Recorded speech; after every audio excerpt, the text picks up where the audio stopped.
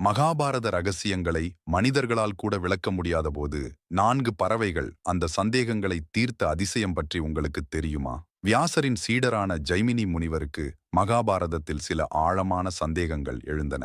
வியாசரோ, நீ விந்திய மலைக்குச் செல், அங்கே இருக்கும் 4 ஞானப் பறவைகள் உனது ஐயங்களை தீர்க்கும் என்று கூறி அனுப்பினார். யார் அந்த பறவைகள்? அவற்றின் பின்னணியில் ஒரு மிகப்பெரிய கதை இருக்கிறது. வபு என்ற அப்சரஸ் பெண் துர்வாச முனிவரின் தவத்தை கலைக்க முயன்று சாபம் பெற்று பறவையாக மாறினாள். குருக்ஷேத்திர போரின் போது அர்ஜுனன் எய்தம்பு பட்டு அவள் இறக்க அவளது வயிற்றில் இருந்த 4 முட்டைகள் போர்க்களத்தில் விழுந்தன.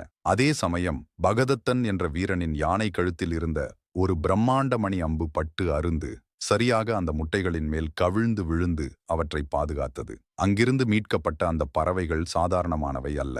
அவை முந்தைய பிறவியில் சுக்கிருதி முனிவரின் புதல்வர்கள். தந்தையின் கட்டளையை ஏற்காததால் பறவைகளாகப் பிறக்கச் சபிக்கப்பட்டவர்கள். ஆனால் அவர்கள் சகல வேதங்களையும் தர்ம சாத்திரங்களையும் முழுமையாக கற்றறிந்தவர்கள். ஜைமினி முனிவரின் தர்ம சந்தேகங்களை தீர்த்த பிறகுதான் அந்த பறவைகளுக்கு சாப விமோச்சனம் கிடைத்தது.